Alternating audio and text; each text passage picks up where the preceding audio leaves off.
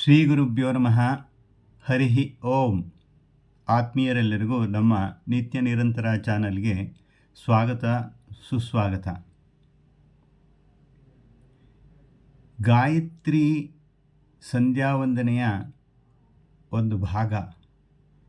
ಗಾಯತ್ರಿ ಮಂತ್ರಕ್ಕೆ ಎಲ್ಲರೂ ಅರ್ಹರು.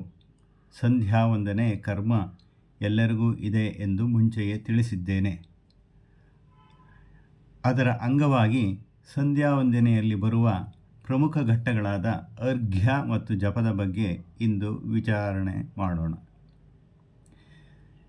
ಹಂತ ಹಂತವಾಗಿ ವಿವರಿಸುತ್ತಾ ಅಲ್ಲಿ ಬರುವ ಮಂತ್ರಗಳನ್ನು ವಿಶ್ಲೇಷಣೆಗೊಳಿಸಿದರೆ ಸಮಗ್ರವಾಗಿ ಒಟ್ಟಿಗೆ ಒಂದು ಸಾರಿ ಹೇಳಿದಾಗ ಅರ್ಥವಾಗುತ್ತದೆ. ಶ್ರುತಿ ಸ್ಮೃತಿಗಳಲ್ಲಿ 3 ಬಾರಿ ಅರ್ಘ್ಯವನ್ನು ನೀಡಬೇಕೆಂದು ಹೇಳಲ್ಪಟ್ಟಿದೆ. ರಾಕ್ಷಸರ ಆವಾಸ ಸ್ಥಾನವಾದ ಪಾತಾಳದಲ್ಲಿ ವಾಸವಾಗಿರುವ ದೈತ್ಯರನ್ನು ಕಾಯಲು ದೈತ್ಯಗುರು ಶುಕ್ರಾಚಾರ್ಯರು ವೇತ್ರ ಎಂಬ ರಾಕ್ಷಸನನ್ನು ರಕ್ಷಣೆಗೆ ನಿಯಮಿಸಿರುತ್ತಾರೆ. ಆತನು ಅವರ ಮೃತ ಸಂಜೀವಿನಿ ಮಂತ್ರದಿಂದಾಗಿ ಪುನಃ ಹುಟ್ಟುತ್ತಾನೆ. ಅರ್ಘ್ಯವು ಆತನನ್ನು ಸಂಹರಿಸಲು ಮಾಡುವ ಒಂದು ಕ್ರಿಯೆ ಎಂದು ಹೇಳುತ್ತಾರೆ. ಅರ್ಘ್ಯವನ್ನು ನೀಡಲು ಬೇಕಾಗಿರುವುದು ಒಂದು ಕಲಶ ಅಥವಾ ಪಂಚಪಾತ್ರೆ. ಶುದ್ಧವಾದ ನೀರನ್ನು ಕಲಶ ಅಥವಾ ಪಂಚಪಾತ್ರೆಯಲ್ಲಿ ತುಂಬಿಕೊಂಡು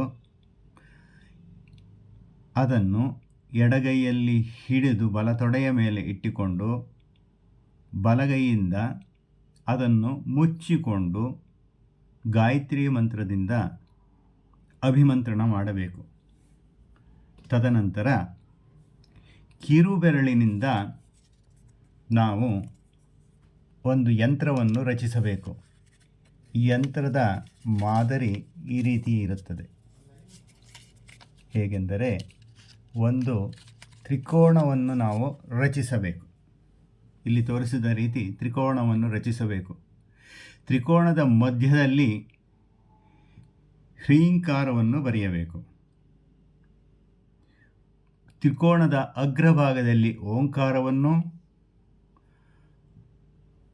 ಬಲ ಭುಜದಲ್ಲಿ ಭೂ ಎಂಬ ಅಕ್ಷರವನ್ನು, ಕೆಳಭುಜದ ಮೇಲೆ ಭುವಃ ಎಂಬ ಅಕ್ಷರವನ್ನು, ಸುವಹ ಎಂಬುದನ್ನು ಎಡಗಡೆಯ ಅಕ್ಷರದ ಬಾಹುವಿನ ಮೇಲೂ ಬರೆಯಬೇಕು. ಮಧ್ಯದಲ್ಲಿ ಪುನಃ ವಂ, ಇದು ವರ್ಣಬೀಜ ಮಂತ್ರ. ವಂ ಅನ್ನು ಬರೆದು ಪುನಃ ಗಾಯತ್ರಿ ಮಂತ್ರದಿಂದ ಅಭಿಮಂತ್ರಣಗೊಳಿಸಬೇಕು. ಅಭಿಮಂತ್ರಣಗೊಳಿಸಿದ ಯಂತ್ರಕ್ಕೆ ಪುಷ್ಪ ಮಂತ್ರಾಕ್ಷತೆಗಳನ್ನು ತೆಗೆದುಕೊಂಡು ಅರ್ಚನೆ ಮಾಡಬೇಕು. ಪುನಃ ಎದ್ದು ನಿಂತು ಓಂಕಾರ ಸಹಿತವಾಗಿ ವ್ಯಾಹೃತಿಯಿಂದ ಕೂಡಿದ ಗಾಯತ್ರಿ ಮಂತ್ರವನ್ನು ಉಚ್ಚರಿಸುತ್ತಾ ಸೂರ್ಯನಿಗೆ ಎದುರಾಗಿ ನಿಂತು ಸೂರ್ಯನನ್ನು ದಿಟ್ಟಿಸಿ ನೋಡುತ್ತಾ ಕೈಯಲ್ಲಿ ಅಭಿಮಂತ್ರಣಗೊಳಿಸಿದ ಕಲಶ ಅಥವಾ ಪಂಚಪಾತ್ರೆಯನ್ನು ಹಿಡಿದು ಮುಖದ ಸಮ್ಮುಖವಾಗಿ ಹಿಡಿದು ಸೂರ್ಯನಿಗೆ 3 ಬಾರಿ ಅರ್ಘ್ಯವನ್ನು ನೀಡಬೇಕು. ಒಂದೇ ಸಮಯಕ್ಕೆ ಇದನ್ನು ಅನುಸರಿಸಬೇಕು ಎಂದು ಶಾಸ್ತ್ರದಲ್ಲಿ ಹೇಳಿದೆ. ಯಾತಕ್ಕಾಗಿ? ಇಲ್ಲಿ ಒಂದು ಸಾರಸ್ಯವನ್ನು ಹೇಳಬಹುದು. ನಾವುಗಳು ಪ್ರತಿದಿನವೂ ಯಾವುದೇ ಪ್ರಾಣಿ, ಪಕ್ಷಿ, ಹಸು, ನಾಯಿ, ಬೆಕ್ಕು ಯಾವುದೇ ಇರಬಹುದು, ಇವುಗಳಿಗೆ ಆಹಾರವನ್ನು ನಿಗದಿತ ಸಮಯದಲ್ಲಿ ನೀಡುತ್ತಿದ್ದರೆ ಸ್ವಲ್ಪ ಸಮಯದ ನಂತರ ಆ ಪ್ರಾಣಿ ಪಕ್ಷಿಗಳು ನಮ್ಮ ಹತ್ತಿರ ಅದೇ ಸಮಯಕ್ಕೆ ಬಂದು ಆಹಾರವನ್ನು ಅಪೇಕ್ಷಿಸುತ್ತವೆ. ಅದೇ ರೀತಿ ನಿಗದಿತ ಸಮಯಕ್ಕೆ ನಾವು ಯಾವುದೇ ಕೆಲಸವನ್ನು ಮಾಡುವುದರಿಂದ ನಾವು ಉದ್ದೇಶಿಸಿದ ದೈವತೆ ಆ ಸಮಯದಲ್ಲಿ ಪ್ರತ್ಯಕ್ಷವಾಗುತ್ತದೆ ಎಂಬ ಭಾವ. ಆದ ಕಾರಣ ದಿನವೂ ಒಂದೇ ಸಮಯಕ್ಕೆ ಹೊಂದಿಕೊಂಡು ಶುದ್ಧವಾದ ಬಟ್ಟೆಗಳನ್ನು ತೊಟ್ಟು ಸ್ನಾನ ಮಾಡಿ ಶುದ್ಧವಾದ ಬಟ್ಟೆಗಳನ್ನು ಧರಿಸಿ ಅರ್ಘ್ಯವನ್ನು ನೀಡಬೇಕು, ಅಂದರೆ ಸಂಧ್ಯಾ ವಂದನೆಗೆ ಅಣಿಯಾಗಬೇಕು. ಹಾಗಾದರೆ ಗಾಯತ್ರಿ ಯಾವುದು, ವ್ಯಾಹೃತಿ ಅಂದರೇನು ತಿಳಿಯೋಣ. ಓಂ ಭೂರ್ಭುವಸ್ಸುವಃ ತತ್ಸವಿತುರ್ವರೆಣ್ಯಂ ಭರ್ಗೋ ದೇವಸ್ಯ ಧೀಮಹಿ ಧಿಯೋ ಯೋ ನಃ ಪ್ರಚೋದಯಾತ್. ಇದು ವ್ಯಾಹೃತಿ ಸಹಿತವಾದ ಗಾಯತ್ರಿ ಮಂತ್ರ. ಓಂಕಾರ ಎಂದರೆ ಓಂ, ವ್ಯಾಹೃತಿ ಎಂದರೆ ಓಂ ಭೂಃ ಭುವಃ ಸುವಃ.